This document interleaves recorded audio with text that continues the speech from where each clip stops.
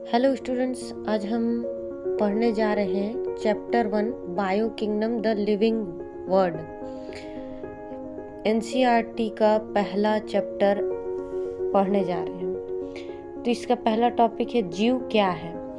जब हम अपने जीवन को परिभाषित करने का प्रयत्न करते हैं, अपने जीवन को दूसरों को बताते हैं, तब हम प्रायः जीवों के कुछ स्पष्ट अभिलक्षणों को देखते हैं, जैसे कि जीव वृद्धि करते हैं, जनन करते हैं, पर्यावरण के प्रति संवेदना का पता लगाते हैं, उसके अनुकूल क्रिया करते हैं। जैसे ठंड लग रही है तो ये पर्यावरण के प्रति संवेदना का पता लग रहा है, गर्मी लग रही है तो उसके संवेदना का पता लग रहा है। ये सब हमारे मस्तिष्क में तुरंत ही आ जाते हैं। जैसे हमें ठंड लगती, तुरंत पता चल जाता है कि ठंड लग रही, गर्मी लग रही है तो तुरंत हमें पता चल जाता है। ये सब हमारे मस्तिष्क में तुरंत पता चलता है। ये अद्भुत लक्षण जो है जीव के हैं, ठीक है। इसमें उपापचय किसे कहते हैं दोस्तों? जो पेट का आप पूरा कंट्रोल में करता है, खाना खाने से लेकर पचने तक का। स्वयं की प्रतिलिपि बनाना, स्वयं को संगठित करना, प्रतिक्रिया करना और उद्गमन आदि को भी जोड़ सकते हैं। तो जीव का विशिष्ट लक्षण क्या है? उपापचय, कोशिकीय संगठन और चेतना, ठीक है दोस्तों। उपापचय क्या है? खाना खाने से लेकर उसे पूरा पचाने तक और बाहर करने तक। कोशिकीय संगठन क्या है? कोशिकाओं को एकत्रित करना, ठीक है। जैसे ठंड लग रही है तो बताना, गर्मी लग रही है तो बताना, ये सभी कोशिकाओं से ही पता चलता है। चेतना, ये सभी चीजें जो दिमाग में पहुंचाती है और हमारा दिमाग जागृत होता है, उसको चेतना कहते हैं। ग्रोथ, तो चलिए सबसे पहले इसको देखते हैं, वृद्धि को।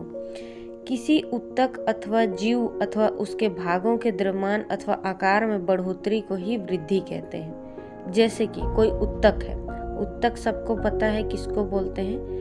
बहुत सारी कोशिकाएं मिलकर ऊतक बनाते हैं। तो किसी ऊतक अथवा जीव अथवा उसके भागों का द्रव्यमान, कि हमारा वजन कितना है या उसका आकार या हमारा साइज कितना है, उसे हम वृद्धि कहते हैं, क्योंकि ये सभी वृद्धि करते हैं। आकार, साइज, हमारा भार, ये सभी चीजें क्या करती है? बढ़ती है। ऊतक भी बढ़ता है, ठीक है। जीवों के भार तथा संख्या में वृद्धि होना, ये दोनों वृद्धि के द्वियुग्मी लक्षण है। ये बहुत इंपॉर्टेंट है, ये पूछ चुका है आपके नीट में, याद रखिएगा। वृद्धि एक अवयव या अंग या इसके किसी भाग या यहाँ तक कि एक कोशिका में स्थायी अनिर्वत्य बढ़त होती है। आप उसका अनुमान नहीं लगा सकते कि वो कितना बढ़ेगा, इसे अनिर्वत्य कहते हैं। वृद्धि एक उपापचय का परिणाम होता है जब संश्लेषी क्रियाएं अर्थात एनाबॉलिज्म, विघटन क्रियाएं अर्थात कैटाबॉलिज्म से अधिक हो तो वृद्धि होती। याद रखिएगा इसे। एनाबॉलिज्म यदि विघटन क्रियाएं, जैसे आप खाना खाते हैं तो उसको तोड़ता है, वो विघटन क्रिया कहलाती है, अर्थात कैटाबॉलिज्म से अधिक हो तो वृद्धि होती है। जबकि कई परिस्थितियों की विपरीत अवस्था अर्थात एनाबॉलिज्म कम एवं कैटाबॉलिज्म अधिक हो तो डी ग्रो, वृद्धि हार्श होती है, मतलब उसकी वृद्धि में नुकसान होता है। जनरली वृद्धि दो प्रकार की होती है, एक आंतरिक वृद्धि और एक बाह्य वृद्धि। आंतरिक वृद्धि, यह वृद्धि जीवित जीव के शरीर के अंदर होती है, अंदर से, जैसे कि हम, जैसे कि पेड़ पौधे। बाह्य वृद्धि, यह वृद्धि किसी भी पिंड या काय के बाहर से होती है, जिसमें इसकी सतह पर पदार्थों का संग्रहण अथवा जमा होता जाता है, जैसे कि रेत। इसका ढेर एक ही स्थान पर जमाव इसका होता जाता है। वृद्धि और कई तरीके से दो प्रकार की होती है, जो कि अनिर्धारित या असीमित वृद्धि होती है। ऐसी वृद्धि जो जीवन पर्यंत लगातार होती रहती है अनिर्धारित वृद्धि कहलाती है, जिसकी कोई गिनती ही ना हो। यह पादपों में पाई जाती है, जंतुओं में नहीं। और निर्धारित वृद्धि या सीमित वृद्धि वह वृद्धि जो जीवों को कुछ आयु तक ही होती है सीमित वृद्धि कहलाती है। यह जंतुओं में पाई जाती है, लेकिन फिर भी कुछ विशिष्ट ऊतकों में कोशिका विभाजन होता रहता है ताकि विलुप्त कोशिकाओं के स्थान पर कोशिकाएं आ सकें। अधिकांश उच्च पादपों व जंतुओं में वृद्धि तथा जनन पारस्परिक विशिष्ट पृथक पृथक घटनाएं होती हैं। आप सभी को पता है कि वृद्धि और जनन अलग अलग तरीके के होते हैं, वो आगे इसी चैप्टर में देखेंगे हम। क्योंकि सजीव व निर्जीव दोनों वृद्धि दर्शाते हैं। आप सभी को पता है कि सजीव जैसे कि हम और निर्जीव जैसे कि अदर चीजें भी वृद्धि दर्शाते हैं, अतः वृद्धि को विभेदी लक्षण के तौर पर नहीं लिया जा सकता है। अंदर से होने वाली वृद्धि को विभेदी लक्षण कहा जा सकता है, याद रखिएगा। जनन ये दूसरा कैरेक्टर है जीव का।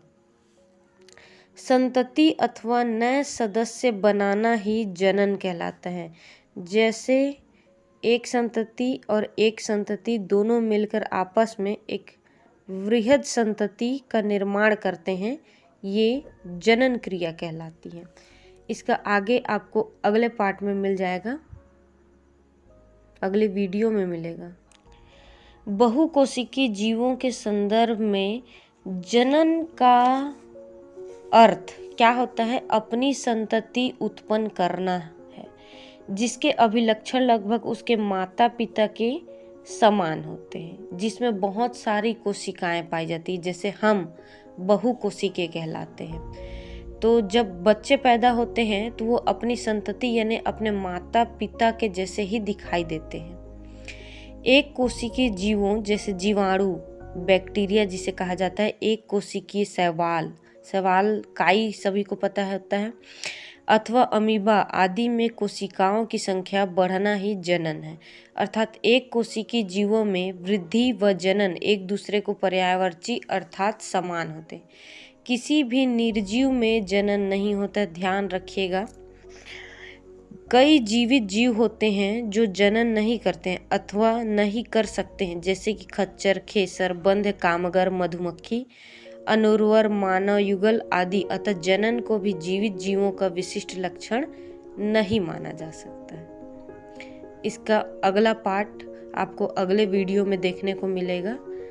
अगर आपको मेरा वीडियो पसंद आया हो तो लाइक, शेयर, कमेंट, सब्सक्राइब ज़रूर करें।